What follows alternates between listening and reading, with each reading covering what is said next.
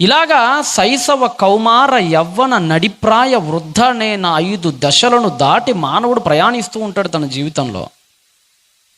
అయితే ప్రతి దశను కూడా దేవుడు ఎలా బ్రతకాలో, ప్రతి దశకు మనిషి బ్రతుకుతున్న ఈ 5 దశల్లో ఎలా మనిషి నడుచుకోవాలో ఒక్కొక్క దశకు అనేక మందిని దేవుడు మాదిరిగా బైబిల్ గ్రంథంలో లిఖింపజేస్తూ ముందుకెళ్ళాడు. బాలుడుగా ఉన్నప్పుడు ఎలా బ్రతకాలి, ఒక సమూయేలును చూసి నేర్చుకోవచ్చు. యవ్వనుడుగా ఉన్నప్పుడు ఎలా బ్రతకాలి, ఒక ఇర్మియాను చూసి నేర్చుకోవచ్చు. ఒక నడిప్రాయుడిగా ఉన్నప్పుడు ఎలా బ్రతకాలి, ఒక యోషియా మహారాజును చూసి నేర్చుకోవచ్చు. ప్రతి దశకు ఒక మాదిరి, ప్రతి బంధానికి ఒక మాదిరి. మనలో ఏ దశను వదలకుండా ప్రతి దశకు దేవుడు ఒక మాదిరిని పెట్టి వెళ్ళాడండి. దాన్ని వెంబడిస్తే అద్భుతంగా దశలను మనం గెలవచ్చు. కానీ దేవుడు పెట్టిన మాదిరిలను అవలంబించకుండా ఎవన్నో పనికి మాలిన వాడిని మాదిరిగా తీసుకోవటాన్ని బట్టే దశ నిర్వీర్యమైపోతుంది. మీకు అందరికీ తెలుసు, సోదరులు మొదటి ప్రసంగంలో చెప్పారు, ఎవడ్రా నీ హీరో అంటే నిన్ను కనిపెంచి నీ మలమూత్రాలు గడిగి నీకు జ్వరం వస్తే మందు మాత్రలు వేసి నీ కోసం భగమండే ఎండలో చొక్కా కూడా లేకుండా వ్యవసాయం చేస్తున్న నీ తండ్రి రా హీరో అంటే. నీకు హీరోలు అంటే వాళ్ళ మేకప్లు వేసుకొని సినిమాల్లోకి వస్తుంటారు, వాళ్ళ నీ హీరోలు. వాళ్ళు పెయిడ్ ఆర్టిస్టులు, వాళ్ళు డబ్బులు తీసుకొని చేస్తారు. సార్ నువ్వు ఇప్పటికీ వెళ్ళాడి దగ్గరికి, ఒక ఆయన ఉంటాడు, మీకు అందరికీ తెలుసు, ఒక ప్రధాన సినీ వంశానికి చెందిన ఆయన దగ్గరికి మధ్య ఎవరు అభిమాని వెళ్ళి, అన్న ఒక ఫోటో అని అలా ఫోటో తీసాడు, అలా తీస్తున్నాడు, అలా తీస్తున్నాడు. ఆ ఫోటోలో అక్కడ పాటు మన కొట్టాడు పక్కన, వెళ్ళిపోయి ఇక్కడి నుంచే. నీ హీరోని విర్రవీగుతున్నావు కదా, గొంతు కోసుకుంటున్నావు కదా, రక్తాలు వచ్చేటట్టుగా మరి బ్లేడ్లు పెట్టి కోసుకుంటున్నావు కదా, సినిమా వాళ్ళ దగ్గరికి పోయి ఒకసారి నీ హీరో దగ్గరికి వెళ్ళు, పక్కనున్న బాడీ గార్డ్ బల్లిని గోడకేసి కొట్టినట్టు కొడతారు నిన్ను. అట్లా ఉంటుంది నీ హీరో దగ్గరగా నీ విలువ. నువ్వు అభిమానించి బొట్లు పెట్టి పాలాభిషేకాలు చేస్తున్నావే నీ హీరో దగ్గర నీ విలువేంటో తెలుసా? దగ్గర కూడా రానీడు అసహించుకొని పక్కకి నెట్టేస్తారు. మన హీరోలు కాదండి, మన హీరోలు ఎవరో తెలుసా? హీరోస్ ఆఫ్ ఫెయిత్ అని హెబ్రీ పత్రికలో కొన్ని 100 మంది హీరోలను ఇచ్చాడండి మహానుభావుడు. వాళ్ళు మన హీరోలు. ఒక హీరో గురించి చూద్దాం ఈరోజు. నిజంగా ఒక హీరో గురించి చూద్దాం ఈరోజు. హీరో అతన్ని చేసుకో, నువ్వు నీ జీవితం అంతా బాగుపడిపోద్ది పో. ఆయన దేవునికి అత్యంత సన్నిహితుడు. దేశం కాని దేశానికి వెళ్ళి మరణ వేదనలు అనుభవించిన మహాపురుషుడా, మహానుభావుడు. మనందరికీ తెలుసు, అబ్రహాము గారికి దేవుడు ఒక టైటిల్ ఇచ్చాడండి. ఏంటా టైటిల్? అబ్రహాం ఎవరట? దేవుని స్నేహితుడు. అబ్రహాము దేవుని స్నేహితుడైతే ఇంకొక హీరో ఉన్నాడు మన దగ్గర. ఆ హీరో స్నేహితుడు కాదు, ఏకంగా దేవుడు నా లవర్ అని పిలిచాడండి ఆ హీరోని. స్నేహితుడు గొప్ప, లవర్ గొప్ప చెప్పండి? ఎవరికి లిమిట్స్ ఉంటాయి చెప్పండి? స్నేహితుడికి కాస్త లిమిట్స్ ఉంటాయి, కానీ లవర్కి లిమిట్స్ ఎప్పుడు ఉండవు. అవునా? మీ స్నేహితులు చాలా మంది ఉన్నారు, మీకు ఆడాళ్ళకి కానీ మగాళ్ళకి కానీ. మీ బీరువాలో ఎంత డబ్బు ఉందో మీ స్నేహితుడికి ఎప్పుడు ఏం చెప్పారా? పాటలు మాత్రం బాగుంటాయి. స్నేహమేరా జీవితం, స్నేహం 10,000 అడిగెత్తాడేమో చూద్దాం. అరే స్నేహమేరా జీవితం, స్నేహమేరా శాశ్వతం అన్నావు కదరా మామా, ఓ 10,000 అర్జెంటుగా అప్పు వచ్చినాయిరా, ఓ 10,000 ఇరా అంటే నువ్వు ఎత్తావేమో చెప్పు. అర్రే ఇప్పుడే ఇచ్చారా, ఒక్క 5 నిమిషాల కిందట అడిగినా ఇచ్చేద్దుండ్రా అంటావు అని దొంగ మాటలని. ఎన్నిసార్లు అంటాను చెప్పండి మాట. అరే ఇప్పుడా, అరే ఒక్క పావు గంట ముందు అడుగుంటే బాగుండేది రా, అబ్బా ఇప్పుడే అడిగి ఇచ్చేసా. వేరే వాడు అడిగితే పలానా వాడు, వీడు పావు గంట కిందట అడిగినా మళ్ళీ ఇదే డైలాగ్ ఎత్తాడులేండి, అది వేరే విషయం. అంటే మన ప్రాణ స్నేహితులు, గొప్ప గొప్ప పేర్లు పాటలకు బాగుంటాయి, వినటానికి బాగుంటాయి, కానీ ప్రాక్టికల్ లైఫ్లోకి వస్తే స్నేహితులు కూడా ఒక దశలో ఆగిపోతారు. గడప దగ్గర ఆగిపోతాడు స్నేహితుడు కూడా. బెడ్రూమ్ దాకా రాలేడు వివాహం అయిన తర్వాత. కానీ అన్ని లిమిట్స్ని క్రాస్ చేసి రాగలిగిన ఒక బంధం ఉందండి. అదే లవర్ అంటారు దాన్ని. లవర్ అంటే తప్పుడు పదం కాదండి. చాలామంది లవర్ అనగానే ఈనాటి ఉన్న ఈ కాలేజీ పిల్లల్ని చూసి, ఈ ప్రేమికులను చూసి లవరా ఏంటి చండాలంగా ఈ పదం అనుకుంటున్నారేమో. వీళ్ళను బట్టి పాడైపోయింది. కొన్ని మాటలు భ్రష్టు పట్టుకుపోయినాయి సమాజంలో ఉపయోగింపబడుతున్న విధానాలను బట్టి. కానీ లవర్ అంటే ఏం లేదండి. లవర్ అంటే అర్థం అంటే ప్రేమికుడు అని అర్థం. లవర్ అంటే అర్థం ఏంటమ్మా? లవర్ అంటే అర్థం ఏంటి? ప్రేయసి, ప్రేమికుడు. మీ భార్యకు భర్తలు లవర్స్, మీరు కూడా లవరే. మీ భర్తకు భార్యలు ఏమవుతారు? లవర్స్. లవర్ అంటే ఆప్తుడు, ప్రేమింపబడేవాడు, ప్రేమను నోచుకునేవాడు, ప్రేమను పొందుకొనుట పాత్రలో ఉన్నవాడు అని అర్థం. దేవుడు ఒక వ్యక్తిని యువర్ మై లవర్ అన్నాడంటే ఎంత గొప్పగా బ్రతికేశాడో మీరు ఆలోచించండి. దానియేలు గ్రంథము 10వ అధ్యాయము 11వ వచనానికి మనం అందరం ఒకసారి వద్దామా? దానియేలు గ్రంథము 10వ అధ్యాయము 11వ వచనాన్ని జాగ్రత్తగా చదవగలరు. దేవుడు చెప్తున్నాడండి. ఏమంటే దేవుడు ఎవడికి పడితే అడిగి పనికి మాలినోడికి దారిన పోయేవాడికి ప్రపోజ్ చేయడండి ఆయన. మనం అంటాం, మనం ఎట్టాంటి వాళ్ళకి ప్రపోజ్ అంటే మన కంటికి నచ్చాలన్నమాట. కొంతమంది టేస్టులు ఉంటాయండి, ఇంటేనే వాంతో వస్తుంది కొంతమంది టేస్ట్. మా గుంటూరులో ఒక అమ్మాయి ఉంటుంది. ఆ అమ్మాయి అక్కడిని ప్రేమించింది.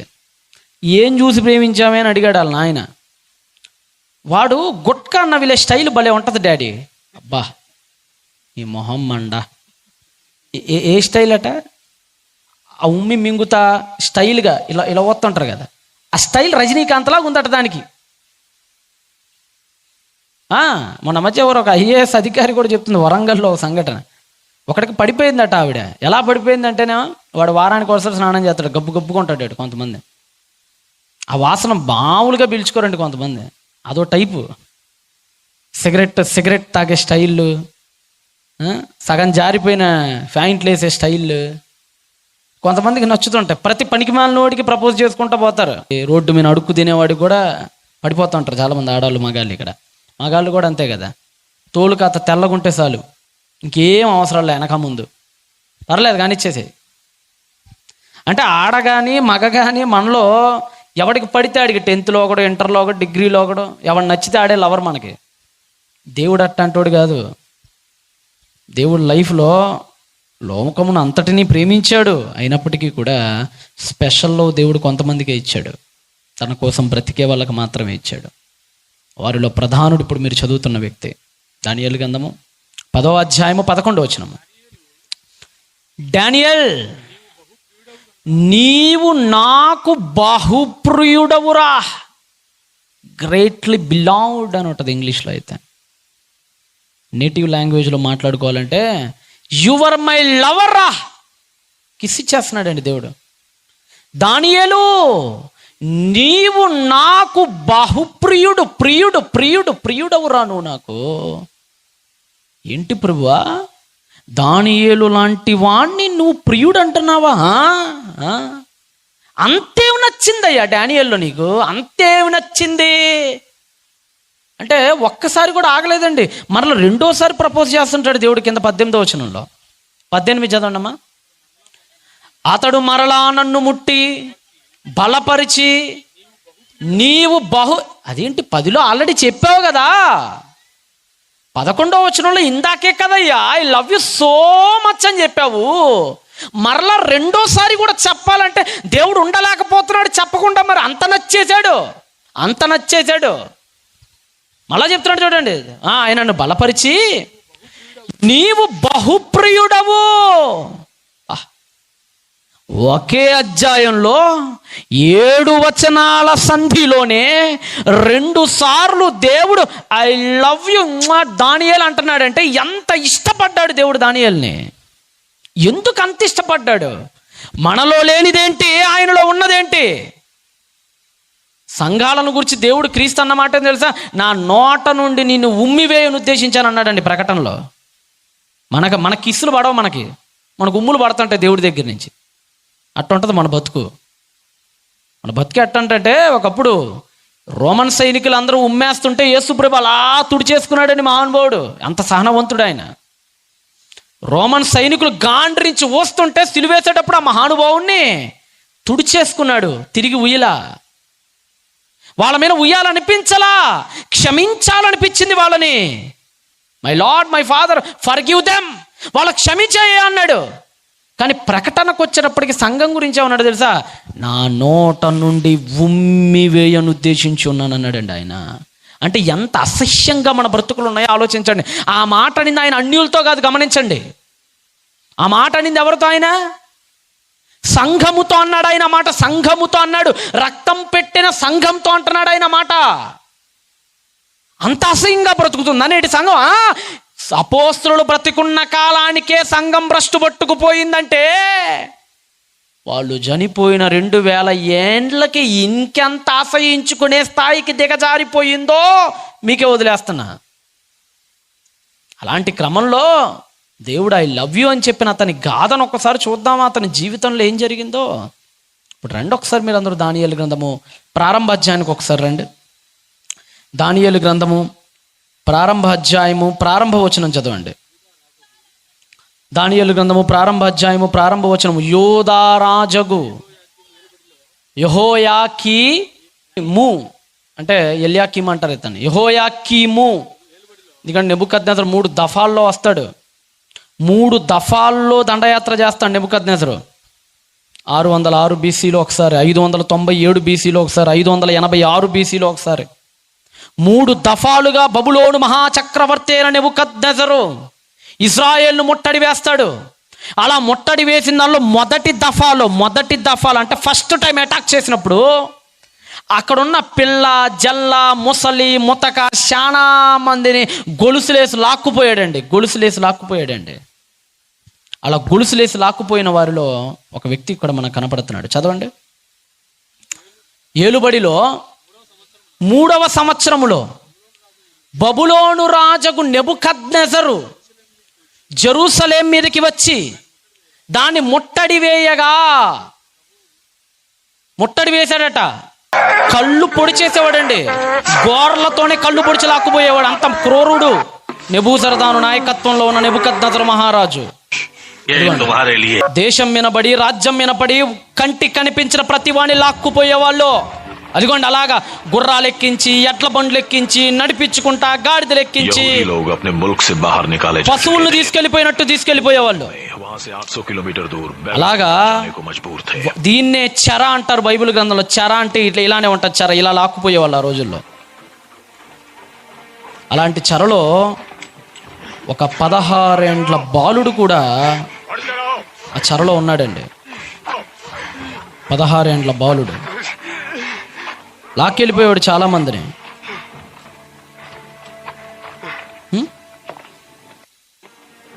4వ వచనము చివరి 2 వచనాలు. 4వ వచనంలోని చివరి 2 లైన్లు చదవండి.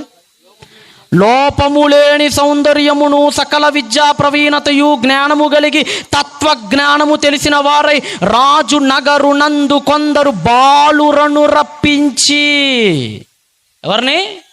బాలురని. హిబ్రూ భాషలో అయితే ఎలాదీం అని ఉంటుంది. ఎలాదీం అంటే అర్థం ఏంటంటే 16-17 ఏండ్ల వయస్సు కలిగిన వాళ్ళకు ఉపయోగించే టెర్మినాలజీ అది. అలాంటి టర్మ్ని ఇక్కడ ఉపయోగించారండి మనకి దానియేలు గ్రంథంలో. మూల గ్రంథాన్ని రాసిన దానియేలు మహాగారు ఆయన రాస్తున్నాడు. బాలుడట అంటే మీరు చారిత్రకంగా ఆలోచించిన, యోషియా రాజు వయస్సును బట్టి ఆలోచించిన, సుమారుగా అప్పటికి దానియేలుకి ఓ 16-17 ఏండ్ల కుర్రోడండి అప్పుడు ఆయన. ఎన్నేళ్ళ కుర్రోడమ్మా? 16-17 ఏండ్లు. అంటే ఎన్నో తరగతి చెప్పండి? ఇప్పుడు మన భాషలో చెప్పాలంటే 10th క్లాస్ కుర్రోడు. అప్పుడే 10th క్లాస్ అయిపోయిన కుర్రోడు. ఈరోజు మనకి 10th క్లాస్లో ఎంత వయసు అమ్మా? 10th క్లాస్ పిల్లలకి ఎంత వయసు? 15 ఏళ్ళు. సరే, ఒక ఇంటర్మీడియట్ అనుకుందాం. ఓ 16 ఏళ్ళు 17 ఏళ్ళు అంటే ఒక ఇంటర్మీడియట్ వయసు, 10th క్లాస్ అయిపోయినంత వయసు. ఈ 16-17 ఏండ్ల ఆ బాలుణ్ణి లాక్కుపోయారండి. దేశం కాని దేశానికి. ఏ దేశానికి లాక్కుపోయారు? బబులోన్ అనే దేశానికి లాక్కుపోయారు. ఏమంటే మీకు అందరికీ తెలుసు, అమ్మా నాన్నలు లేనప్పుడు అసలు 16-17 ఏండ్ల మగ పురుషులు యవ్వనస్తులు ఎలా ఉంటారో, వాళ్ళు చేసే అల్లరి, వాళ్ళు చేసే పనికి మాలిన పనులు ఎలా ఉంటాయో ప్రత్యేకంగా చెప్పనవసరం లేదు. తల్లిదండ్రులు లేనప్పుడు పిల్లల్ని ఒకసారి గమనించండి. అస్సలు చూడలేరండి తల్లిదండ్రులు. 16-17 ఏండ్ల పిల్లల్నైతే వాళ్ళ ఆలోచనలు మారిపోతాయి, వాళ్ళు చూసే చూపులు మారిపోతాయి.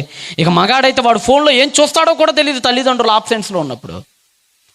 ఆ వయసులో ఉన్న 17 ఏండ్ల పిల్లవాడిని తీసుకొచ్చారు. 17 ఏండ్ల అంటే సామాన్యమైన విషయం కాదండి. అది మొత్తం 60 ఏండ్ల వయసు కదా. ఒకవేళ మానవ జాతి మొత్తం 70 ఏండ్ల వయసు కలిగిందని అనుకుంటే యావరేజ్గా, అదే అన్నాడు కదా ఆయుష్కాలం ఎంతట, 70 ఏండ్లు, అధిక బలం ఉన్న ఎడలా 80 ఏళ్ళు.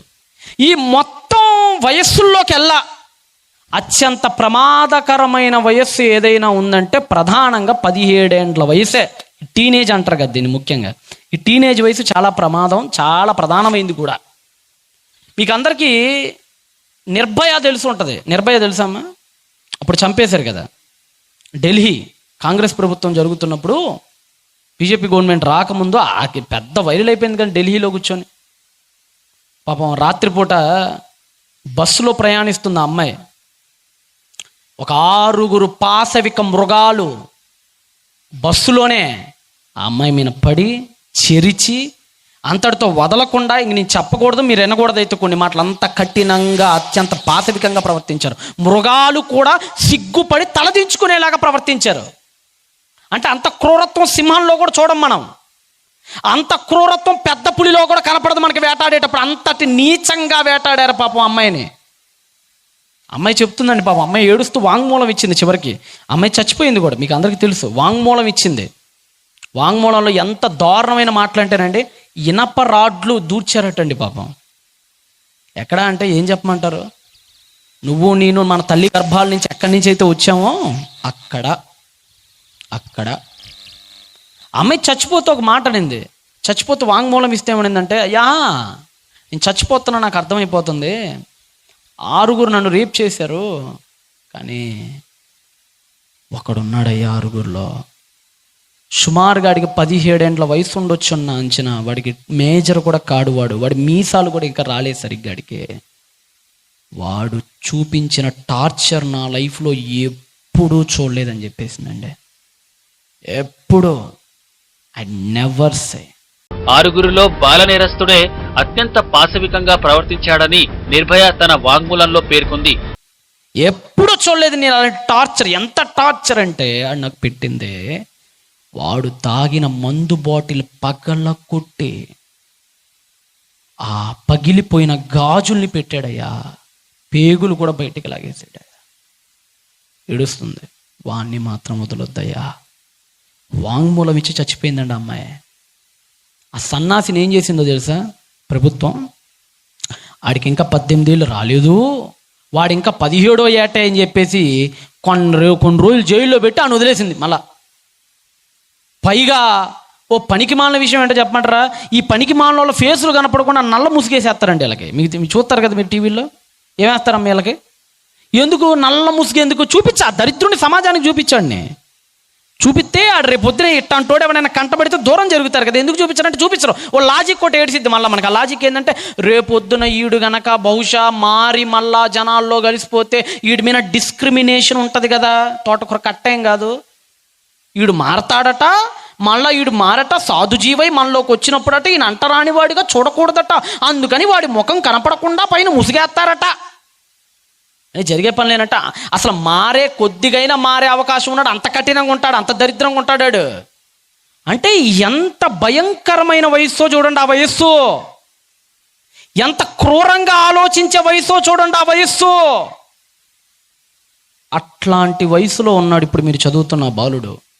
ఎవరు? దానియేలు గారు. ఈయనకి ఎన్ని వేదనలు పడ్డాడో తెలుసా? ఎందుకో చెప్పమంటారా వేదనలు? పాపం చెయ్యమని సాతాను, వద్దురా అని దేవుడు. ఈ 2 ఘర్షణల మధ్య ఆయన పడిన వేదన అంతా ఇంత కాదండి. ఒక మాటలో చెప్పాలంటే అక్కడ సీన్ ఎలా ఉందంటే, చైనాలో సీన్ రిపీట్ అయింది ఇప్పుడు. అక్కడ చైనా గురించి తెలుసా మీకు? మన పక్కనే ఉంటుంది కదా, our neighbour country China is. చైనాలో ఎంత డిస్క్రిమినేషన్ ఉంటుందంటేనండి, వాళ్ళ జాతిని తప్ప, కమ్యూనిజాన్ని తప్ప, మహా అయితే బుద్ధిజాన్ని తప్ప మరొక ఇజాన్ని వాళ్ళు ఆదరించరు. వాళ్ళు అక్కడ ఇస్లాం సోదరుల పరిస్థితి అయితే కడుదయనీయమైనది. ఇప్పుడు మనకున్నారండి ఇక్కడ మన భారతదేశంలో మన ఇస్లాం సోదరులు చక్కగా మొన్ననే రంజాన్ ముగించుకున్నారు. వాళ్ళు తెలుసు కదమ్మా, రంజాన్ ముగించుకున్నారు. వాళ్ళు మన సోదరులే, అందరం ఒకే తండ్రి సంతానం. మన అందరం ఒకళ్ళనొకళ్ళం పరస్పర గౌరవాలు ఇచ్చిపుచ్చుకోవాలి మనందరం. ఇక్కడ అందరూ చక్కగా హ్యాపీగా ఉపవాసాలు చేసుకుంటారు, 40 రోజులు కట్టిన ఉపవాసాలు చేసుకుంటారు వాళ్ళు. తర్వాత ఈద్ ఉల్ ఫిత్ర్ అంటారు కదా, ఆ రోజు మొత్తానికి ముగించేస్తారు వాళ్ళు. అయితే చైనా దేశ పరిస్థితి ఎలా ఉందంటే ఎంత దారుణంగా అంటే అక్కడ వాళ్ళు ఉపవాసాలు చేయటానికి వీల్లేదు. రెండోది, వాళ్ళ మత గ్రంథాన్ని చదవటానికి కూడా పర్మిషన్ లేదు కొన్ని చోట్ల. అయితే ఇంకెంత దారుణమో తెలుసా, ముస్లిం సోదరులు ఎక్కడికైతే వెళ్తారో బయటికి సీసీ కెమెరాలన్నీ వాళ్ళ మీద అబ్జర్వేషన్ పెడతారండి. వాళ్ళకు ఒక స్కానింగ్స్ ఉంటాయి. వాళ్ళు ఎక్కడికి పడితే అక్కడికి వెళ్ళకూడదు, వాళ్ళ మత గ్రంథాలు ఇష్టం వచ్చినట్టు చదువుకోకూడదు, వాళ్ళ భాష కూడా వాళ్ళు మాట్లాడటానికి వీల్లేదు. ఇక్కడ భాష ఏ భాష మాట్లాడతారంటే మన సోదరులు ఇక్కడ ఏ భాష మాట్లాడతారు? ముస్లిం సోదరులు ఉర్దూ హిందీ మిక్స్ మాట్లాడతారు ఇక్కడ మనకి. అంటే ప్యూర్ ఉర్దూ కూడా కాదు, హిందీ ఉర్దూ మిక్స్ అవుతుంటుంది. అక్కడ వీగర్ లాంగ్వేజ్ మాట్లాడతారు చైనాలో. వీగర్ భాష అంటారు దాన్ని, వీగర్. ఇప్పుడు వాళ్ళ మీద ఎంత కఠినమైనటువంటి ఆంక్షలు పెట్టిందంటేనండి, ఇంకా దారుణాలు ఏంటంటే మసీదులు కడుతుందండి. అక్కడ ఏం కడుతున్నారు? మసీదులు పడగొట్టి టాయిలెట్లు కట్టేస్తున్నాడు అక్కడ చైనా ప్రభుత్వం. వాడు అంత దారుణంగా ట్రీట్ చేస్తున్నాడు. ఇక్కడ స్కూల్స్ లో కూడా ఉయిగర్ భాషని మాట్లాడడం బ్యాన్ చేసింది చైనా గవర్నమెంట్. వీటిలో ఏ ఒక్క రూల్ ని క్రాస్ చేసినా ఉయిగర్ ముస్లిమ్స్ ని తీసుకెళ్లి జైల్లో వేస్తారు. ఇక్కడ ప్రతి ముస్లిం ఇంటికి ఒక సెపరేట్ క్యూఆర్ కోడ్ ఉంటుంది. వీళ్ళు ఎక్కడికి వెళ్ళినా ఫేస్ రికగ్నైజేషన్ టెక్నాలజీతో పనిచేసే కొన్ని వేల కెమెరాలు వీళ్ళని వెంటాడుతూనే ఉంటాయి.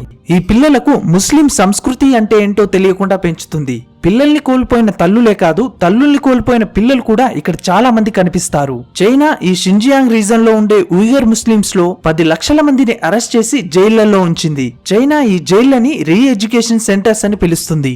ఈ సెంటర్స్ లో ఉయిగర్ ముస్లిమ్స్ కి బలవంతంగా చైనీస్ లాంగ్వేజ్ ని నేర్పిస్తుంది. ఇక్కడ షీ జిన్పింగ్ కి సంబంధించిన పుస్తకాలుంటాయి. చైనా భాషలో ఉన్న పుస్తకాలను వీళ్ళు చదివి గుర్తుంచుకోవాలి. మర్చిపోతే వీళ్లకు శిక్షలు కఠినంగా ఉంటాయి. ఇక్కడ కమ్యూనిస్ట్ సాంగ్లను నేర్పిస్తారు. వాటి మీద డాన్సులు వేయిస్తారు. ఏదైనా తేడా జరిగితే ఇష్టం వచ్చినట్టుగా కొడతారు. ఇక్కడికొచ్చిన వాళ్ళలో ఎవరు ఎప్పుడు బయటికెళ్తారో తెలియదు. కొందరిని 20-30 సంవత్సరాల వరకు ఈ జైళ్లలోనే ఉంచుతారు. ఎవరైనా ఇక్కడి నుంచి పారిపోవాలని చూస్తే చైనా ఆర్మీ వాళ్ళని డైరెక్ట్ గా షూట్ చేస్తుంది. వాళ్ళ భాషను ఏం చేశారట? బ్యాన్ చేశారు. ఏ భాష బలవంతంగా నేర్పిస్తున్నారట? చైనీస్ లాంగ్వేజ్ బలవంతంగా నేర్పిస్తున్నారు. వాళ్ళ సంస్కృతి కూడా వాళ్ళు సరిగ్గా పాటించనీయకుండా, చివరికి పాటలు కూడా వాళ్ళ వినటానికి లేదండి. ఎవరి పాటలట? ఇప్పుడే చూశారు కదా, కమ్యూనిస్ట్ పాటలట. అంటే వాళ్ళు ఏ మతంలో అయితే పుట్టారో ఆ సంస్కృతి అంటే ఏంటో కూడా తెలియకుండా పెంచుతుందండి. జైళ్ళలో పడేసి ఇష్టం వచ్చినట్టు కొడతారు. మాట దాటారంటే ఆంక్షలు విధిస్తారు, ఆజ్ఞలు దాటారంటే. దానియేలు గారిని కూడా అదే చేశారు. దేశానికి తీసుకొచ్చి జైల్లో పడేశారు. ఇప్పుడు వీళ్ళ పరిస్థితి ఏంటో తెలుసా? ఇక్కడ ఆయన భాష ఆయన మాట్లాడటానికి ఇల్లేదు. దానియేలు గారి భాష ఏ భాష? మీ అందరిది ఏ భాష అండి? మనదే భాష. The accents is different. యాసలు వేరు కావచ్చు, భాష ఏంటి? తెలుగు భాష. ఇప్పుడు మీ అందరిని ఇప్పుడు తీసుకుపోయి ఏ కొరియాలోనో, ఏ జపాన్లోనో, ఏ చైనాలోనో పడేసి ఆ కిచిడి భాషనే మాట్లాడమంటే మీరు మాట్లాడతారా? చెప్పండి, మాట్లాడతారా? ఆ కువైట్ వెళ్ళిన వాళ్ళని అడగండి. ఫస్ట్ టైం వెళ్ళినోడికి పిచ్చెక్కిద్దాడు, ఏం అర్థం కాదు. ఆడేం మాట్లాడుతున్నాడు అర్థం కాదు మనకు. అరబిక్ ఆడు కుబుస్ అంటాడు. ఆ కుబుస్ అంటే రొట్టె అని అర్థం చేసుకోవడానికి 4 రోజులు పట్టిద్ది మనకి. చాలా కష్టంగా ఉంటుంది ఆడ. మీరు ఎప్పుడైనా మీ సన్నిహితులు ఎవరైనా అటువైపు వెళ్తే ఒకసారి అడగండి, అరే మీరు ఏం తింటారా అని. మన తిండి వాళ్ళు తినలేరు పాపం. వాళ్ళ తిండి వేరుగా ఉంటుంది, వాళ్ళ భాష వేరుగా ఉంటుంది, వాళ్ళ సాంప్రదాయాలు వేరుగా ఉంటాయి. తెలుగోడు కనపడితే రెక్కలు వచ్చి ఎగిరే పిట్టలా మారిపోతారు వాళ్ళు. అలా ఉంటుంది ఆడ పరిస్థితి. ఇప్పుడు దానియేలు గారి పరిస్థితి ఏంటంటే ఆయన భాష హెబ్రీ భాష మాట్లాడేవాడు, హెబ్రీయుడు ఆయన. ఇప్పుడు ఈ హెబ్రీయుని మీద ఆంక్షలు ఏంటంటే, చదవండి ఇప్పుడు ఆయన మీద ఆంక్షలు ఏంటో చదవండి. కల్దీయుల విద్యను, భాషను వారికి నేర్పో. యాష్మనస్ కమ్ హియర్. చెప్పండి మై డియర్ లార్డ్, ఏం చేయమంటారు నన్ను? ఆ కుర్రోళ్ళని తీసుకొచ్చాం కదా, ఆ 16-17 ఏళ్ళ కుర్రోళ్ళు, వాళ్ళు లాక్కొచ్చండి, వాళ్ళు లాక్కరండి. రాయ్, మీ భాష మీరు మాట్లాడటానికి లేదు ఇక నుంచి. ఏ భాష మీది? హెబ్రీ భాష అండి. హెబ్రీ భాష బ్యాన్. మాట్లాడటానికి వెళ్ళేదో.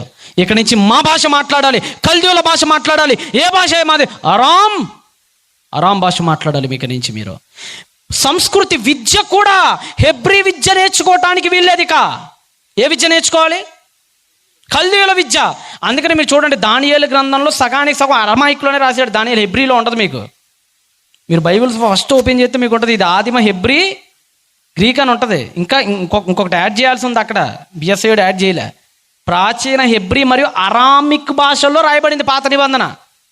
దానియేలు గ్రంథం 8 కానీ 9 కానీ 7 కానీ ఈ అధ్యాయాలన్నీ అరమాయిక్లోనే ఉంటాయి, హెబ్రీలో ఉండవయి. పక్క అరమాయిక్ భాష నేర్పించేస్తున్నారు, అరమాయిక్ విద్య నేర్పించేస్తున్నారు. ఇంకా ఇంకా ఇంకా ఇంకా చదవండి, ఇంకా చదవండి, ఇంకా చదవండి. మరియు రాజు తాను భుజించు ఆహారములో నుండి, తాను పానము చేయు ద్రాక్షారసములో నుండి అనుదిన భాగము వారికి నియమించి 3 ఏళ్ళు పెట్టండి రాయలని జైలులో. 3 ఏళ్ళు పెట్టండి. వాడు ఇందాక చూశాడు కదా, రీ ఎడ్యుకేషన్ క్యాంప్ అని పిలుస్తాడు, జైలు అని పిలవడాడు. అలానే ఈడు కూడా అంతే, జైలే, పేరు మాత్రం వేరేది పెడతారు వీళ్ళు. 3 ఏళ్ల పాటు బంధించి లోపల వీళ్ళ తిండి కూడా వీళ్ళు ఇష్టమైన తిండి తినడానికి వెళ్ళేది. వీళ్ళు ఏ తిండి వీళ్ళకి ఇష్టమైన తిండి? హెబ్రీలు ఏ పడితే తినకూడదండి. హెబ్రీల ఫుడ్, యూదులు ఫుడ్ మనలాగా ఏది పడితే తినకూడదు. వాళ్ళకు ఒక లిస్ట్ ఉంటుంది లేవీకాండంలో, తెలుసుగా మీకు. పందెం తినకూడదు, ఒంటెని తినకూడదు, గబ్బిలం తినకూడదు, కుక్కుడు గువ్వ తినకూడదు, కొంగలు తినకూడదు, బల్లులు తినకూడదు, రెప్టైల్స్ తినకూడదు. వాళ్ళకు కొన్ని ఆంక్షలు ఉంటాయి.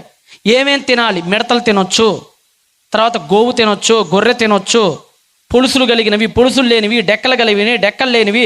వాళ్ళకు పెద్ద లిస్ట్ ఇస్తాడు లెవిటికస్ చాప్టర్ 11లో మోషే గారు. దీన్నే కొషర్ ఫుడ్ అంటారు దీన్ని. ఇప్పుడు మీరు చికెన్ తీసుకోవడానికి వెళ్ళారనుకోండి, ఎక్కువగా ఈ మాంసాహార శాలలో ఎక్కువ ముస్లిం సోదరులే కదా చేసేది ఇక్కడ కూడా కదమ్మా. మటన్ కానీ చికెన్ షాపులు కానీ ఎక్కువ వాళ్ళే కదా ఉండేది.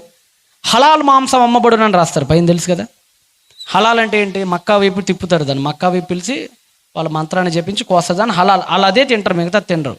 యాజ్ లైక్ యూదులు కూడా కొషర్ తింటారు. కొషర్ అంటే లేవీకాండంలో మోషే చెప్పినట్లుగా మాంసాన్ని తయారు చేసే ఒక విధానం ఉంటుంది, అదే తినాలి వాళ్ళు. రెండో తినకూడదు వాళ్ళకి అది హేయం, హరామ్ అంటారు కదా, దానికి అది హేయం వాళ్ళకి అది. ఇప్పుడు ఇతని ఈ పశువుని లేదంటే 16-17 ఏళ్ళ యవ్వనుడికి పెట్టిన టెస్ట్ ఏంటంటే, రే డానియల్, నీ జెరూసలేంలో నువ్వు తిన్నట్టుగా ఇక్కడ తినటానికి లేదు, నా ఫుడ్ తినాలి. నువ్వేం తింటా? నాకు ముందు అనకుండదు, ఏది నచ్చితే అది తినేస్తా నేను. ఇప్పుడు మీరు ఉన్నారండి, చైనా వాడు తెలుసుగా మీకు. ఈ మధ్య చైనా వ్లాగ్స్ అని వస్తున్నాయి కొన్ని. ఈ ప్రపంచయాత్రికులు ఎక్కువ మంది అయిపోయారు ఈ మధ్యన. ఆ చైనా వ్లాగ్స్ ఆడైతే రోడ్డు మీద పానీపూరి బండి రేంజ్లో పెడతాడు, పాముల బండి. పానీపూరి బండి కాదు, అది పాముల బండి. అది మన ఎదురే పాములు ఉంటాయి అక్కడ, నీ ఇష్టమైన పాము నువ్వే తీసి సెలెక్ట్ చేసుకోవాలి. వాడు ఆ చర్మం అంతా ఒలిచేసి ఆ రక్తం అంతా బాటిల్లో పోతే సప లాగెత్తుంటాడు, ఈ చికెన్ సూప్ లాగిచ్చినట్టు. మన కళ్ళ ముందేనండి, మన కళ్ళ ముందే బతుకున్న పామును చంపేసి దాన్ని శుభ్రంగా చికెన్ పకోడీ వేయించినట్టు వేయించి దాన్ని ఎత్తుంటాడు. చైనా వాళ్ళు ఫుడ్ తిన్నారు కదా. ఆడెవడో అంతకుముందు ఒక కార్టూన్ పెట్టాడు, హవ్వ కాబట్టట, అదే మంచి చెడులు తెలుగు నుంచి వృక్షఫలం దగ్గర పాము వచ్చి చెప్పిద్ది కదా, ఈ పండుని తింటావా నిజమా అన్నప్పుడు. హవ్వ కాబట్టి ఆ పండు తినింది, చైనా వాడైతే ఆ పాము తినేవాడని పెట్టాడు. ఆడెవడో హవ్వ కాబట్టి పండు తినిందిరా నాయన, చైనా వాడైతే పాము చూస్తే నోరు లాగిద్దాడు, పండుని చూస్తే లాగదు, ఆడు పాము తినేద్దరు, హవ్వ చైనాది కాదు కాబట్టి సరిపోయిందని చెప్పారు. అంటే వాళ్ళు ఏం తింటారంటే, వాళ్ళు తినందంటే ఏమీ లేదు, మనుషులను కూడా తింటున్నారు ఈ మధ్యాలు. కప్పలో బళ్ళులో నీకు ఏది చూస్తే వాంత అయితే అవన్నీ వాళ్ళు సపరించుకుంటూ తింటారు వాళ్ళు కదా. వాళ్ళు బళ్ళును కూడా వేయించుకొని తింటారండి వాళ్ళు. మొన్న మధ్య ఎవడో పెట్టాడు, ఆ కరోనా కూడా అక్కడి నుంచి వచ్చి చచ్చిందే కదా వుహాన్లో. ఆ వైరస్ ఎక్కడ పుట్టింది? చైనా, వుహాన్ కదా. ఆ పక్కనే బళ్ళులు, తొండలు, కప్పలు, అన్నీ మాంసాలు. మన చికెన్ స్టాల్లో మనమైతే మహా అయితే మీరు ఏం తింటారు చెప్పండి? మా అయితే 100 రూపాయలు ఉంటే చికెన్ తెచ్చుకుంటారు, 400 ఉంటే బీఫ్ తెచ్చుకుంటారు, 1000 రూపాయలు ఉంటే మటన్ తెచ్చుకుంటారు. మా అయితే చేప, రొయ్య. నా తెలిసి ఇక్కడ రొయ్యలు కూడా కష్టమే మీ వైపేడ. రొయ్యలు తింటారు కదా ఇటు, నా తెలిసి చాలా తక్కువ రొయ్యలు, పీతలు. గోదావరి వెళ్తే రొయ్యలు, పీతలు, కొద్దిగా సీ ఫుడ్ కొద్దిగా ఉంటుంది. ఆడికి అట్ట కదా, వాడు ఆ పర్షియన్ గల్ఫ్ దగ్గర ఉంటాడు కదా, ఆడికి ఏది నచ్చితే అది లాగిచ్చేస్తాడు. ఆ న్యూడిల్స్ పాములు ఉన్నట్టు ఉంటాయి, అందుకనే చూడండి చిన్న పాములు ఉన్నట్టు ఉంటాయి, పురుగులు తింటా ఉంటారు అన్నీ. మనోళ్ళు కూడా అలవాటు అవుతుంది ఈ మధ్యనే. అంటే ఆడు తినంది లేదు. ఇప్పుడు మిమ్మల్ని చైనాకి తీసుకుపోయి మంచి కట్లపాము కూర పెట్టారనుకోండి, తింటారా? మంచి కట్లపాము కూర ఎలక బజ్జీలు, ఏంటి పండుకోతి పచ్చడి, పండుకోతి ఉంటుంది కదా దాని పచ్చడి, మంచిగా మాగిన తొండల ఏపుడు, ఎలక పకోడీ, పందికొక్కు పప్పు. ఎలా ఉంటుంది చెప్పండి? మీ మీ మీ కళ్ళెదురన్నీ ఆ సర్పజీవులన్నీ మీ కళ్ళెదురు పల్లెల్లో ఉంటే మీకు ఏమొచ్చిద్ది? ఆకలేసిద్దా, చచ్చిద్దా? వాంతులు అవ్వవు? పరిగెత్తరా నుంచి దొడుచుకొని మనకు బల్లి బాత్రూంలో కనపడితేనే మామూలు ఫైట్ ఉండదు. బల్లి పొరపాటున బాత్రూంలో ఉందనుకోండి, ఎట్టుంటుంది ఫైట్? చీపుర్లో, కట్టకర్రలో, గొడ్డల్లో, అవసరమైతే అణుబాంబులు కూడా వేస్తాం. ఈ పోరాటం మీద బ్రిటిష్ వాడు మేము చేస్తుంటాడు, ఎప్పుడూ పోయేవాడు. ఆడమేం చేయం మనం. పొరపాటున ఫ్యాన్ పైన బల్లి ఆలాడుతుంటే నిద్ర పట్టదు ఇక మనకి, లేకవాల్సిందే. బల్లి పడిందంటే ఇక అయిపోయినట్టు, బాంబు అన్నట్లు ఎగుతాడు వాడు. నువ్వు దేని చూసుకొని దడుచుకొని వణుకుతావో వాడు ఆ బల్లిని సప్పరిస్తుంటాడు నోట్లో వేసుకొని గుట్కలాగా. అట్టాడు వాడు చైనావాడు. ఇప్పుడు ఈయన్ని అంటే ఇప్పుడు నీ పరిస్థితి ఎలా ఉంటుందో చైనాకి పోతే, ఇప్పుడు దానియేలు గారి పరిస్థితి అదే. రాజులు తినే ఫుడ్ అంటే వాళ్ళకి కల్లీలు, వాళ్ళకి మంచి చెడు తెలియదు, వాళ్ళకి తినొచ్చా తినకూడదని లేదు, ఏది నోటికి వస్తే అది మెక్కేస్తుంటారు వాళ్ళు. అక్కడ పడేసి నెబుకద్నెజరు అంటున్నాడు, ఈ రోజు నుంచి నువ్వు నా తిండిని తినాలి డానియేల్ అన్నాడు. ఎలా ఉంటుంది చెప్పండి పరిస్థితి? ఇంకోటి చదవండి, ఇంకా చదవండి. ఇంకోటి ఏంటంటే నెక్స్ట్, మరియు రాజు తాను భుజించే ఆహారములో నుండి తాను పానము చేయు ద్రాక్షారసం. ఏదట ద్రాక్షారసం అంటే? మందు. రాజులు ఏం తాగుతారండి? ఆ బెల్షస్సర్ గారు తెలుసు కదా, అంత అంచెరాజు బబులోను సామ్రాజ్యానికి 5వ అధ్యాయంలో ఉంటుంది కదా మీకు డానియేల్లోనే. ఇక్కడే ఫుల్గా మందేస్తాడు. ఆ రాత్రి బబులోను ఓడిపోద్ది పెర్షియన్స్ చేతిలో. వాళ్ళు ఎప్పుడు ఫుల్గా మందేసేస్తారండి. ఆల్కహాల్, బీర్, రమ్, జిన్ ఎన్నుంటే అన్ని వాళ్ళకి మొత్తం ఉండాలి అక్కడ రాజులకి. అలాంటి మందు దానియేలు గారు ముందు పెట్టి, డానియేల్ ఈ మందు నువ్వు తాగాలి, చుక్క మిగలకుండా మందు తాగలరా నువ్వు అన్నారండి.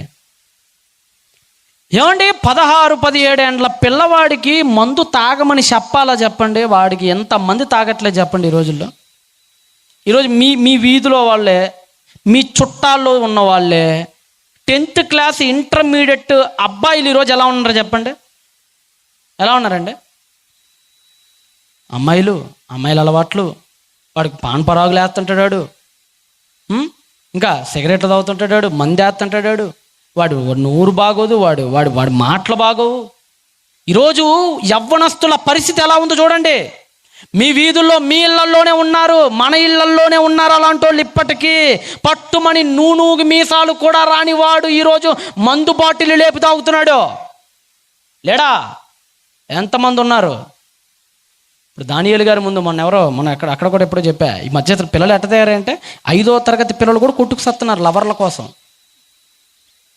మొన్న ఎక్కడో కారులో వస్తాను, నాకు బాగా గుర్తుంది.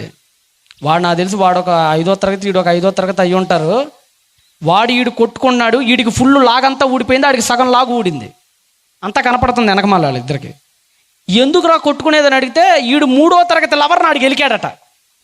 ఒరే అంటే వీడికి ఇంకా లాగేసుకోవటం కూడా రాదు. వీడికి ఎవరు కావాలి? లవర్ కావాలి. వీడికి లాగేసుకోవటం రానోడికి లవర్లు కావాలి. ఇప్పుడు ఈరోజు మన పిల్లలు అంతే కదండి. ఈరోజు చిన్న పిల్లలు కదిలేయండి, నీకు తెలియని చెప్తాడు. రోజు ఫోన్లో సెట్టింగ్లు పెద్ద వాళ్ళకి తెలియవు. వాడికి ఇస్తే వాడు 5 నిమిషాలు సాల్వ్ చేస్తాడు ప్రాబ్లం ఉన్నాడు. అంత ఫాస్ట్గా ఉన్నారు ఈరోజు పిల్లలు, ఎంత ఫాస్ట్గా ఉన్నారు. వాళ్ళ అలవాట్లు ఎంత ఫాస్ట్గా ఉంటున్నాయి అసలు ఈ మధ్యన. పెద్ద వాళ్ళ అలవాట్లు వచ్చేస్తున్నాయండి చిన్న వయసుల్లో. ఆ మధ్య ఎవరో ఒక వీడియో చూసా, వాడు డ్రంక్ అండ్ డ్రైవ్ కేసులో బుక్ అయ్యాడు ఎక్కడో హైదరాబాద్ ఎక్కడో మొత్తానికి. వాడిని ఆపారు, వాడు బాగా మందు వేసున్నాడు, ఒక బీరో మొత్తానికి ఏదో కొట్టాడు, వాడిని ఆపారు, పోలీసులు ఆపాడు. వాడు అడుగుతున్నాడు పోలీసులు, నన్ను ఎందుకు ఆపారు మీరు అని అడుగుతున్నాడు. అరే నువ్వు తాగావు కదరా అంటే, ఆడు ఎందుకు తాగానంటే వాడు ఒక రీజన్ చెప్తున్నాడు అంటాడు. ఆ రీజన్ ఒకసారి మీరు చూడండి. ఒక్క బీరు తాగినా అయిపోయింది. ఇగో తాగావు, ఎందుకు తాగావు? ఎందుకు ఇప్పుడు భయపడేసి వారం రోజులు అవుతుంది. పోతుందని బాధతోటి ఈరోజు మా మాస్టర్లు, అరే ఎందుకు రా బాయ్ ఈరోజు తాగు అని అన్నారు కాబట్టి నేను తాగిన, లేకపోతే నేను అది కూడా తాగపోవు. పోతుందని బాధతోటి ఈరోజు మా మాస్టర్లు టైఫాయిడ్ పోతే బాధ ఏందిరా? వాస్తవం న్యూ ఇయర్ అంటారులేండి, న్యూ ఇయర్ పోతుందనే బాధలో, టైఫాయిడ్ పోతుందనే బాధలో తాగాడట. వాళ్ళ మాస్టర్ మరి ఆడేం దిక్కుమాలిన మాస్టరో మరి నాకు తెలియదు. వాడు అన్నాడట, అరే భయ్ తాగరా భయ్, ఒక్క బీరే కదరా భయ్ అన్నాడంటాడు. వాడు అన్నాడని తాగాడట, లేకపోతే తాకపో లేదంటే అంటే ఎవడో ఒక పనికి మాలోడు వచ్చి తాగరా అంటే తాగేస్తావా? తాగేస్తాడు. ఈరోజు కొంతమంది ఉంటారండి, ఇలాంటి సభలు ఎప్పుడో ఒకసారి విన్నప్పుడు ఎక్కడో కొట్టి మానేద్దాం అనుకుంటారు. కొన్ని రోజులు మానతాడు. ఈ లోపల ఈ సైతానగాడు ఎవడో పనికి మాలిన ఫ్రెండ్స్ని రేపుతాడు. వాడి టీంలో ఒక మెంబర్ పోతుంటే బాధ వేస్తుంది కదా, వాడికి లేపుతాడు. లేపి ఈడేం చెప్తాడు, అరే ఏముంది లేరా, బీరే కదా, బీర్కి ఏం కాదు లేరా, ఒక బీరీ రేపటి నుంచి మాని. ఈ న్యూ ఇయర్ అప్పుడు చూడండి కొంతమంది రేపటి నుంచి మానేస్తానంటాడు, తాగుపోతాడు. ఈరోజు ఫుల్గా వేసి పనుకుంటాడు. తెల్లారు లేసేటప్పటికి ఏముండదు, ఆచరణ ఉండదు, అంతా అన్నబద్దాలే. అంటే ఎవడో ఒక మాస్టర్ వచ్చి ఈ రోజుకి నువ్వు తాగరా అనంగానే తాగేసే టెంప్ట్ అయిపోయి. కానీ దానియేలు గారిని తాగరా అని సలహా ఇవ్వాల, కత్తి ముందు పెట్టి తాగకపోతే తల తీస్తామన్నారు అక్కడ. డానియల్ నెబుకద్నెజరు ఎట్ట ఉంటుందో తెలుసుగా సీను. వాడు చరిత్ర చదవండి, వాడు చెప్పుల కోసం భార్యని అమ్మేసినాడు. వాడు చాలా డేంజరాడు, నెబుకద్నెజరు చాలా డేంజరాడు. మీరు ఇందాక కూడా చూశారు, 2 గుడ్లు పీకి లాక్కుపోయాడు. ఎవరిని? సిద్కియాని. మాట వినలేదని, మాట వినకుండా తిరుగుబాటు చేశాడని కాల్చే కడ్డీలు కళ్ళల్లో దూర్చి 2 గుడ్లను బయటికి లాగి గుడ్డోని చేసి లాక్కుపోయాడు. 2000 కిలోమీటర్లు అంత కసాయుడు నెబుకద్నెజరు అంటే. ఏమనుకున్నారు? సొంత కొడుకునే జైల్లో పెట్టేశాడు నెబుకద్నెజరు గాడు, రాజ్యానికి అడ్డొస్తున్నాడని ఎవెల్ మెరదుక్ని. దానియేలు గనక నాకు వద్దండి, మందు నేను తాగనండి, నేను యూదున్నండి అని గనక అన్నాడంటే తల్లకాయ కోసేస్తాడండి కత్తి తీసుకొని. అలాంటి పరిస్థితి. చావవుతావా తాగుతావా?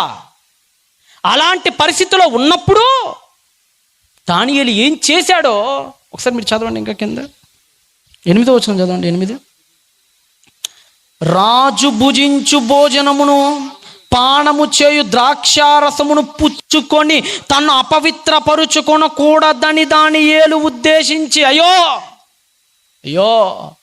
ఈ మందు నా దేవుడికి ఇష్టం లేదండి, నేను తాగనండి. చంపేస్తే చంపేయండి, చచ్చిపోతాను, పాతెట్టేయండి, చచ్చిపోతాను, నాకు ఇష్టమేనండి. నా దేవుడికి ఆయాసకరమైన పనులు, నా దేవుడికి నచ్చని పనులు నేను చేసి నన్ను నేను అపవిత్రత పరుచుకొనలేనండి. ఐఎమ్ వెరీ సారీ, నా వల్ల కాదు అని అపవిత్రపరుచుకొనకూడదని ఉద్దేశించి తను అపవిత్రు కాకుండాన్నట్లు వాటిని పుచ్చుకొనకుండా సెలవిమ్మని నపుంసకుల అధిపతిని వేడుకున్నాడట. నపుంసకులు అంటే ఎవరండి? ఆడమగ గానోళ్ళు. వాళ్ళ అసలు మనం పట్టించుకుంటాం వాళ్ళని. అలాంటి వాళ్ళని వేడుకున్నాడటండి. అంటే ఏమయ్యా దానియేలు 17 ఏండ్ల వయసులో మందు తాగమంటే చంపేస్తానంటే నాకొద్దు, నన్ను చంపనైనా చంపండి, నేను తాగను అని అంటావా? బా ఏంటయ్యా నీ భక్తి? ఈరోజు మా దగ్గర ఉన్నారయ్యా 17-16 ఏండ్లు లేదో వాడు మందు మానే మన అమ్మా బాబులు కాళ్ళు పట్టుకోవాలాడి, అయినా వాడు మారడు. ఈరోజు అరే ఆ అలవాట్లు మానేరని అమ్మా నాన్న కాళ్ళు పట్టుకోవాలండి, మన పిల్లల కాళ్ళు మాన్పించటానికి అయినా మాట్లాడు. కానీ తాగమని చెప్పటంటే వద్దని చెప్పడానికి ఆయన తిరిగి కాళ్ళు పట్టుకుంటున్నాడు. ఎలాగుందో చూడండి ఈరోజు పరిస్థితుల్లో. దానియేలు గారి జీవితం ఎలాగుందో చూడండి. ఇందాకే మీకు చెప్పాను, భాషను మార్చాలని చూశారు, విద్యను మార్చాలని చూశారు, ఇక్కడ ఆహారాన్ని మార్చాలని చూశారు, పానీయాన్ని కూడా మార్చాలని చూశారు, ఇంకొకటి కూడా మార్చాలని చూశారండి. అదే పైన ఉంటుంది చూడండి. యూదులలో నుండి దానియేలు, హనన్య, మిషాయేలు, అజర్యాను వారు వీరిలో నుండి నపుంసకుల అధిపతి దానియేలుకి ఏం పేరు పెట్టారట? బెల్తషాజర్. పేరు కూడా మార్చేశారండి. అంటే చివరికి పేరు కూడా పెట్టుకోకూడదయ్యా, మేము పెట్టుకోకూడదురా. మీ పేరు కూడా మీకు ఉంచుకోవటానికి వీల్లేదు. మీ పేరేంటో కూడా మేమే చెప్తాం, మీ అన్నం ఏదో మేమే చెప్తాం, నువ్వు తినాల్సిన కూర ఏంటో మేమే చెప్తాం, నువ్వు మాట్లాడాల్సిన భాష ఏంటో మేమే చెప్తాం, నువ్వు నేర్చుకోవాల్సిన విద్య ఏంటో మేమే చెప్తాం, చివరికి నీ పేరు కూడా మేమే చెప్తాం. నువ్వు మా దాసుడు అన్నారండి ఆయన దగ్గరికి వచ్చి. ఏ పేరట? బెల్తషాజర్. అసలు ఆయన పేరేంటి? దానియేల్ అంటే అర్థం ఏంటి? ధన్ అనగా హిబ్రూలో ధన్ అనగా న్యాయం, జస్టిస్, న్యాయం. దానియేల్ అంటే దేవుడే నా న్యాయాధిపతి అని అర్థం ఆ పేరుకి. ఇప్పుడు ఆ పేరు తొలగించి ఏ పేరు పెట్టేస్తున్నారు? బెల్తషాజర్. బెల్ బెల్ బెల్, వాళ్ళ దేవత పేరు బెల్. బెల్ అంటే ఈక్వల్ టు బాల్, బయలు దేవుడికి సమానుడైన దేవుడు అరమాయిక్లో. అంటే బెల్తషాజర్ అంటే అర్థం ఏంటో తెలుసా? బయలు లేదంటే బేలు దేవుడు రక్షించుగాక అని. అంటే చివరికి దేవుడి పేరును కూడా తీసేసి వాళ్ళ దేవుడి పేరు పెట్టేశారండి. కానీ పేరు మార్చుకున్నాడు ఈయన. ఇప్పుడు మీరు చదువుతున్న గ్రంథం బెల్తషాజర్ గ్రంథమా దానియేలు గ్రంథమా మీరు చదువుతుంది? అంటే లొంగలేదా? అబ్బే. తాగలేదా? ఆహా. తినలేదా వాళ్ళు చెప్పింది? ఆహా. భాష? ఆహా. ఎక్కడ లొంగట్లేదా? 17 ఏండ్ల యవ్వనస్తుడు దేశానికి పోయి ఎక్కడ లొంగే ప్రసక్తే లేదు పాపం దగ్గర. ఐ లవ్ మై గాడ్, నా దేవుడు అంటే నాకు ఇష్టం. దానియేలు ఎక్కడ పాపంలో పడకుండా నిలబడ్డాడు కాబట్టే దేవుడు బుద్ధిని ఇచ్చాడు. ఎవరి? 1వ అధ్యాయం 17 చదవండి. ఈ 4 బాలుర సంగతి ఏదనగా దేవుడు వారికి సకల శాస్త్ర ప్రవీణతయు, they are mighty in words and deeds, వారికి సకల శాస్త్ర ప్రవీణతయు, వివేచనయు, జ్ఞానము అనుగ్రహించాడట. ఎన్నో వచనంలో వచ్చి ఇచ్చాడట జ్ఞానం, వివేచన, సకల శాస్త్ర ప్రవీణత. ఎన్నో వచనంలో ఇచ్చాడు? 17వ వచనంలో ఇచ్చాడు. ఎందుకు 17లో ఇచ్చారు? 16లో ఇవ్వచ్చుగా, 15లో ఇవ్వచ్చుగా. అంటే ఇవ్వలా. ముందు పరీక్షించాడు. రే, నా బిడ్డ నా కోసం ఎంతవరకు నిలబడుతున్నాడు? అదిగో మందు పెడుతున్నాడు, ఇది తాగట్లా. అదిగో పలానా ఫుడ్ తినట్లా, పలానా అమ్మాయిల వైపు వెళ్ళట్లా, యవ్వనాన్ని కాపాడుకుంటున్నాడు, జాగ్రత్తగా నా కోసం తన యవ్వన జీవితాన్ని అర్పిస్తున్నాడు అని తెలిసిన తర్వాత 16 వచనాలలో ఆయన గుణగణాలను పరిశీలించిన దేవుడు 17వ వచనంలో ఇస్తున్నాడండి బుద్ధి వివేకాలని. అంటే ఎవడికి పడితే వాడికి ఇవ్వడు దేవుడు బుద్ధిని వివేకాన్ని. ఇస్తాడా? దేవుడు జ్ఞానం ఇవ్వాలంటే ప్రతి పనికి మాలిన పనులు చేసేవాడికి ఇవ్వడండి ఆయన జ్ఞానాన్ని. తన కోసం బతికే వాళ్ళకి ఇస్తాడు. అహర్నిశలు తన కోసం పాటుపడే వాళ్ళకి ఇస్తారు. ఏమండి, ఇప్పుడు మీరే ఉన్నారండి, ఏదైనా బయటికి వెళ్తున్నారు, మీ ఇంటి తాళం చేతులు వేయాలి, ఎవరికో ఇవ్వాలి. తాళపు చేతులు ఎవడికి పడితే ఆడికి ఇస్తారా? నమ్మకస్తులకి ఇస్తారా చెప్పండి కదా? ఎవడు రోడ్డు మీద అడుక్కునేవాడు అమ్మ అని వస్తుంటారు, ఎట్టారా తాళం తీసుకో మా ఆయన వచ్చినప్పుడు అంటారా? ఎవడు పడితే ఆడికి ఇరు. కారు ఉంది, బంగారం ఉంది, వాచ్ ఉంది, ఎవడు పడితే ఆడి ఇస్తారా? అస్సలు ఇవ్వం మనం. నమ్మకస్తులు కావాలి మనకి ఇవ్వాలంటే. మన పిల్లని ఎవరికి పడితే ఆడికి ఇస్తామా? నమ్మకస్తుడి కోసం చూస్తుంటాం, అల్లుడు గుణగణాలని పరిశీలిస్తాం. అలాంటిది ఈ ప్రపంచంలో జ్ఞానం ఎంత గొప్పది. జ్ఞానం గురించి తెలుసుగా సామెతల్లో ఎంత గొప్ప మాటలు మాట్లాడతాడు. మానవీయతను ఆపాదిస్తూ జ్ఞానమే ఈ సమస్తాన్ని కలిగించిందని మాట్లాడుతుంటాడు. అలాంటి జ్ఞానాన్ని ఇవ్వాలంటే యవ్వనుడా నీ బ్రతుకు బాగుండాలి. గుర్తుపెట్టుకో. యవ్వనస్తులు ఎంతమంది ఉన్నారో నాకు తెలియదు ఇక్కడ. మీరు స్త్రీలు కావచ్చు, పురుషులు కావచ్చు, మీ వయసుతో నాకు సంబంధం లేదు. దేవుడు మీ జ్ఞానాన్ని ఇవ్వాలి, మంచి భవిష్యత్తుని ఇవ్వాలంటే మీ జీవితాలను కాపాడుకోండి. దేవుడి కోసం బతకండి. పాపానికి పడిపోకుండా నిలబడండి. పాపంలో పడకుండా దేవుని కోసం ఆయన ప్రేమలో పడండి. ఎందుకో తెలుసండి, కత్తి ముందు పెట్టి చంపేస్తామన్నా కానీ ముట్టకుండా ఉంది. ఎందుకో తెలుసా ఆయన? అదే మీరు వాక్యపట్నంలో చదివారు. నీవు ఏలికతో, ఏలికంటే ఏలేవాడండి రాజులు. ఈరోజు మన ప్రధానమంత్రి నరేంద్ర మోడీ గారు భారతదేశపు ఏలిక. ఆయన రాజులు అంటారు. నీవు రాజుతో భోజనము చేయునప్పుడు నీవు ఎవరి పక్షముననున్నావో ఐ థింక్ దట్ బాగా చూసుకో ఒకసారి. మళ్ళీ చాలా మంది ఎలా ఉంటారంటేనండి, దేవుడి పక్షం వహిస్తున్నావా లేదంటే మనుషుల పక్షం వహిస్తున్నామో మీరు కూడా జాగ్రత్తగా చూసుకోండి. దేవుడు అదే చెప్తున్నాడు. నువ్వు రాజులతో కలిసి భోజనము చేయనప్పుడు ఎవరి పక్షంలో ఉన్నావో జాగ్రత్తగా చూసుకో. నాకు తెలిసిన తమ్ముడు ఉన్నాడు, ఇక్కడ తెలంగాణలో సిద్దిపేట వైపు పనిచేస్తుంటాడు. వాడు గుంటూరు వచ్చాడు. మంచోడే, కుర్రోడు మంచోడే. ఇదిగో ఇలానే సేవలో వాడేవాడు, ఇలానే తిరిగేవాడు, అన్ని చక్క సర్దేవాడు. వాడు మందల పట్టేందండి వాడికి. ఏం పోయే రోగం రా, ఏంటి మందేట్రా, ఏం పురుగు పుట్టిందిరా నీ బుర్రలో, ఏం జరిగిందిరా నీకు అని అడిగితాడు. అంటాడు, అన్నా నీ తాపి బేల్దార్ పని చేసేవాళ్ళన్నా నేను. మా మేస్త్రి గారు ఉండేవారు, వాళ్ళందరూ కలిసి మందు తాగేవాళ్ళన్నా, నన్నేమో మధ్యలో కూర్చోబెట్టి నువ్వు కూడా తాగనేవాళ్ళన్నా, నేనేమో నీ చర్చికి పోతా, నేను తాగనని చెప్పారన్నా. ఏయ్ నువ్వు గనక తాకపోతే నీ కూల్ డబ్బులు కట్ చేస్తానన్నాడు అన్న. నాకు భయం వేసిందన్న. 4 రోజులు కూల్ డబ్బులు రావాలన్నా, నాకు రోజుకి 600 చొప్పున దాదాపు 30,000 దాకా రావాలన్నా, 20,000 25,000 రావాలన్నా. కూల్ డబ్బులు కట్ చేస్తానన్నాడన్నా. తప్పక ఏముందిలే ఒకసారే కదా అని చెప్పేసి అలా పోసేసుకొని తాగేశానన్నా. అప్పటి నుంచి అలవాటు పడిపోయిందన్న అంటున్నాడు. సిగ్గుండొద్దురా, కూల్ డబ్బుల కోసం ఆత్మను అమ్మేసుకుంటావా దౌర్భాగ్యుడా? కూలి డబ్బుల కోసం ఆత్మలను అమ్మేసుకుంటారా? అమ్మేసుకుంటారు. మనలో కూడా చాలామంది చూడండి, ఆదివారం ఒక 1000 రూపాయలు ఎక్స్ట్రా ఇస్తానంటే ఎంతమంది చర్చికి వస్తారు చెప్పండి మీరు? ఎవడిచ్చేది? పొలంవాడు, చర్చోడు కాదు. ఈరోజు అమ్మా నువ్వు పొలం పనికి రా, లేదంటే మీరు ఏ పనులకు వెళ్తున్నారో ఆ పనికి నువ్వు రా, నీకు ఈరోజు 1000 రూపాయలు ఎక్కువ ఇస్తాం అని అన్నారు అనుకోండి, మీరు ఎంతమంది చర్చికి వస్తారు చెప్పండి? రారు. ఏమన్నైతే ఆ 1000 రూపాయలు 200 దేవుడు మొహాన్ని కొట్టేద్దాం అనుకో కొత్త లాజిక్లు వస్తుంటాయి మనకి. మన లాజిక్లు ప్రపంచంలో ఐన్స్టీన్కి కూడా అందవు మన లాజిక్లు.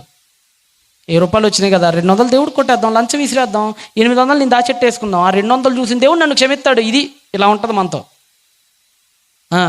కానీ దానియేలు అలాంటోడు కాదండి పాపం. దానియేలు ఏలికతో భోజనం చెప్పినప్పుడు ఎవరి పక్షాన వహిస్తున్నావు? మనలో కూడా చాలామంది అంతే, వాడెవడో హట్ అవుతాడు, స్నేహితుడు ఏదో హట్ అవుతాడు. ఆ మధ్య ఎవరో వాడు స్నేహితుడు ఎవడో హట్ అవుతాడని చెప్పి సినిమాలకు వెళ్ళటం, లేదంటే అరే వాళ్ళతో కలిసి తిరగలేకపోతే వీడిని దూరం పెడతారని చెప్పి వాక్యపు దూరమైన సంగతులు ఎందు మనస్సు ఉంచటం. ఈరోజు చాలామంది ఉన్నారండి. మీరు ఏ పనులకు పోతారో నాకు తెలియదు. ఇక్కడ ఉన్నోళ్ళు క్రైస్తవ సోదర సోదరీమణులారా, మీరు బేల్దార్ పనులకు వెళ్తారో, పెయింట్ పనులకు వెళ్తుంటారో, వ్యవసాయం చేస్తుంటారో, ఏ పని చేస్తారో నాకు తెలీదు. మీరు వెళ్ళే చోట పని చేసామా, ఆ రూపాయి తీసుకున్నామా, ఇంటికి వచ్చామా అన్నట్టే ఉండాలి. వాళ్ళ మాటల్లో నువ్వు మాట కలపటం, వాడు బూతులు మాట్లాడితే నువ్వు కూడా ఒక బూతు మాట్లాడతాం, వాడు ఎక్కిలిగా మాట్లాడితే ఆ ఎక్కిల్లో నువ్వు కూడా ఎక్కిలిగా నవ్వటం. ఈ పనికి మాలిన పనులు ఎప్పుడు చేయకండి. కాలేజీకి వెళ్ళే పిల్లలైనా సరే, కాలేజీకి వెళ్ళామా, చదువుకున్నామా, వచ్చామా అన్నట్టు ఉండాలి. ఆడెవడో పనికి మాలినోడు చూస్తున్నాడని ఆడాళ్ళు, ఈడెవడో పనికి మాలిన అమ్మాయి నన్ను గదిలెత్తుందని ఈడు, ఇలాంటి వెధవ పనులు వెధవ వ్యవహారాలు ఎప్పుడు పెట్టుకోమాకండి యవనస్తులారా. వెళ్ళిన పని చూసుకున్నాడు. ఎవరి పక్షాన ఉన్నారో జాగ్రత్తగా చూసుకుని, అదే అన్నాడు అక్కడ, నువ్వు ఎవరి పక్షంలో ఉన్నావో జాగ్రత్తగా చూసుకుని. ఇంకా నీవు తిండిపోతువు గనక అయితే నీ గొంతుకు ఏమంటేసుకో, కత్తి పెట్టేసుకో, కత్తి పెట్టుకో, నీ గొంతు కత్తి పెట్టుకోను అవసరమైతే. ఇంకా అతని రుచిగల పదార్థముల యందు ఆశించొద్దు, వాయి మోసం చేసేస్తే అవి నిన్ను. కాబట్టి ఇవి గుర్తొస్తున్నాయండి దానియేలుకి. ఒరే దేవుడు రాజులతో భోజనం చేసేప్పుడు ఎవరి పక్షాన ఉన్నాడో చూసుకోమన్నాడు కదా. నేను నెబుకద్నెజరు పక్షాన ఉండను, నేను నా దేవుడి పక్షాన ఉంటానని చెప్పేసి ఆహారాన్ని అవన్నిటి తిరస్కరించారండి. చంపినా పర్లేదని చెప్పి ఆయన్ని పాపంలో పడేయటానికి ఎత్తని చెయ్యి లేదు, పాపంలో ఆయన్ని దింపేయటానికి ఎత్తని పన్నాగం కూడా లేదు. అన్ని పన్నాగాలు ఎత్తేసారు ఆయన మీద, ఎక్కడా పడట్లేదు. ప్రతి చోట దేవుడి కోసం నుంచున్నాడు ఆయన. చివరికి 6వ అధ్యాయంలో ఏం జరిగిందో రండి, ముగించుకుందాం. 6వ అధ్యాయానికి ఏం జరిగిందో రండి ఒకసారి. 6వ అధ్యాయము 4వ వచనం చదవండి. ఇప్పటికంటే దర్యావేషు పరిపాలన అండి. ఇప్పటికీ దర్యావేషు పరిపాలన. డేరియస్ అంటే అప్పటోడు 539 అంటే 40, ఇదొక 60, అదొక 6, 66, అప్పటికొక 15, 66 + 15 అంతే అంట 81 ఏళ్ళు సుమారుగా ఈ అధ్యాయం సమయానికి ఆయనకి. ఇప్పుడు మీరు చదువుతున్న 6వ అధ్యాయం సమయానికి సుమారుగా 2-3 ఇయర్స్ +- 80 సంవత్సరాల బహువృద్ధాప్య దశకు వచ్చాడు అప్పటికే ఆయన. అంటే యవ్వన కాలం నుంచి ట్రై చేస్తున్నారు, పడేయాలని. ఎక్కడా దొరకట్లా, ఏ పాపానికి పడట్లా. స్ట్రాంగ్గా నుంచున్నాడండి దేవుడి కోసం. ఇక వృద్ధాప్యంలోనైనా పడేద్దాం అనుకున్నారు. ఎందుకంటే చాలా మంది భక్తులు వృద్ధాప్యంలోనే పోతారు. సొలొమోను ఉన్నాడు. సొలొమోను ఎప్పుడు పడిపోయాడు? ఏ దశలో పడిపోయాడు సొలొమోను? వృద్ధుడైనప్పుడే కదా ఆ దేవతలకు పోయి ధూపం వేశాడని చెప్పేది 11వ అధ్యాయం రాజుల గ్రంథంలో. వృద్ధుడయ్యాడు కదా, ఇప్పటికైనా పడిపోతాడేమోనని ఇంకొక పన్నాగం వేశారు. ఈసారి ఇప్పటికి 5 మార్చాలని చూశారు. ఇందాక భాష, విద్య, తిండి, పానీయం, పేరు 5 అయిపోయినాయా? 6వది మార్చాలని చూస్తున్నారు. ఇక్కడ 6వది ఏంటో తెలుసా? నమ్ముకున్న దేవుణ్ణి కూడా మార్చాలని చూస్తున్నారు. ఎవరా నమ్ముకున్న దేవుడు? ఆకాశమునకును భూమికి నీ సృష్టికర్త అయిన యెహోవా జీవము గల దేవుడు, I am that I am, Yahweh Asher Yahweh. అలాంటి మహోన్నతుడైన దేవుని నమ్ముకున్న దానియేలుకి ఏక నుంచి నువ్వు యెహోవా దేవుని నమ్మటానికి వీల్లేదు. 4 రోజుల పాటు నువ్వు నమ్మాల్సిన దేవుడు ఎవరో తెలుసా? Our Lord Darius.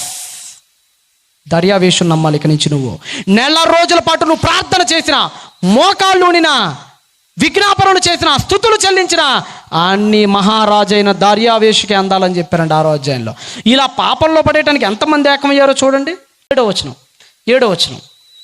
రాజ్య ప్రధానులు, సేనాధిపతులు, అధిపతులు, మంత్రులు, సంస్థానాధిపతులు ఎంతమంది అండి? రాజులు, ఇంకా ప్రధానులు, కమాండర్స్, ప్రైమ్స్, మినిస్టర్లు. ఎందుకురా మీరు అందరూ? ఏం గొప్ప పనులు చేస్తానికి రా మీరు అందరూ? పాపంలో పడేయటానికి.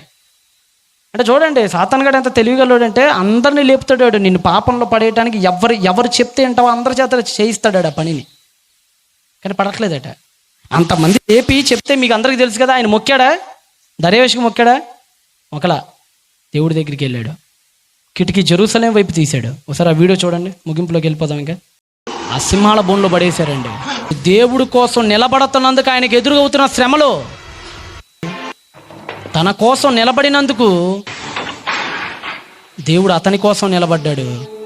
సింహాలన్నీ అండి కుక్క పిల్లలు కూర్చున్నాయండి ఆయన ముందు. కుక్క పిల్లలు కూర్చున్నట్టు. ఇక షడ్రక్ మిషక్కులను అయితే త్వరాయందు ఒక పెద్ద విగ్రహాన్ని నుంచోబెట్టారు. ఆ విగ్రహానికి మొక్కాలని చెప్పారు. మొక్కని వాడికి నూనెసారు. ఆ ముగ్గురమైన అంటించాడు నిప్పు. దేవుడి కోసం నిలబడుతున్నందుకు, పాపం చేయకుండా సాహసించనందుకు వాళ్లకు పడుతున్న శిక్ష పెట్టాడు వాడు. ఈరోజు మీ ముందు కూడా ఒక విగ్రహం పెట్టాడు. అది వాళ్ళ ముందే అనుకునేరు. కాదు, మీ ముందు కూడా ఉంది ఒక విగ్రహం. నీ ముందున్న విగ్రహం ఏంటో తెలుసా అక్క? నీ సీరియలే నీ ముందున్న విగ్రహం. పడుతున్నావా, నుంచున్నావా? పులోమని పడిపోతావు. 7ంటికి అయితే 6:50కే పడతావు నువ్వు. 7ంటికి వచ్చింది అనుకో విగ్రహం. 7ంటి దాకా ఎందుకు? 6:50కే రెడీగా ఉంటుంది రిమోట్ పట్టుకొని టీవీ ముందు. సిగ్గుండాలి కాస్తైనా మనకి. మళ్ళీ బైబిల్ మా సంకలో పెట్టుకొని వస్తారు ఏం జరిగిన భక్తుల్లాగా. మగాడి ముందు పెట్టిన విగ్రహం ఏంటో తెలుసా? ఆడి ముందు కూడా విగ్రహం ఉంది. అదే ఒక అమ్మాయి, ఒక అందమైన అమ్మాయిని పెట్టాడు. ఇంకొకడికి ఒక పెద్ద మందు బాటిల్ పెట్టాడు. అదే వాడి విగ్రహం. అంత ఎత్తు ఉండిద్ది అది. ఆ సుత్తే వాడికి 4 లాగేస్తుంటుంది. ఒకడికి పెద్ద సిగరెట్ ప్యాకెట్ పెట్టాడు విగ్రహం. ఒకడికైతే ఇంత కట్ట గుట్కాలు పెట్టాడు. ఒక్కొక్కళ్ళకి ఒక్కొక్క విగ్రహం పెట్టేశాడు వాడు. మీరందరూ పొర్లు దండాలు పెడుతున్నారు దానికి. పొర్లు దండాలే, మామూలు దండాలు కూడా కాదు, పొర్లు దండాలు. ఎవరైతే షడ్రక్ మేషక్ అబద్నిద్గోలాగా వాటికి పడకుండా నిలబడ్డారో దేవుడు మీకు తోడుగా ఉంటాడు. పడిపోయారనుకోండి, అందరిలో మీరు కూడా కలిసిపోతారు. ఆలోచించుకోండి. ఎక్కడా పడకుండా 16, 17వ ఏట నుంచి చచ్చిపోయేంత వరకు నిలబడ్డ దానియేలు మనకెవరు? హీరో. ఆ హీరోని మాదిరిగా పెట్టుకోండి, మీ జీవితాలు బ్లెస్ అవుతాయి. Close your eyes and let's to pray.